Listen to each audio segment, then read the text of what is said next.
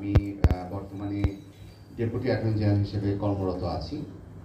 আমি supreme court bar association একটা আমাদের আছে। আপনারা যখন জাজ কোর্টে এনরোল হবেন, জাজ কোর্টে এনরোল হওয়ার পরে আপনারা যখন হাইকোর্টে এনরোল হবেন, তখন হাইকোর্টে যখন এনরোল হওয়ার পরে হাইকোর্টের একটা অ্যাসোসিয়েশন আছে, এখানে সুপ্রিম কোর্ট বার অ্যাসোসিয়েশন বলা হয়।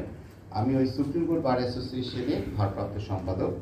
বর্তমানে এই সুপ্রিম কোর্ট বার অ্যাসোসিয়েশনের মেম্বার সংখ্যা 15,000, মানে 15,000 হাইকোর্টে এনরোলড আপনার এখন বর্তমানে লয়ার আছে।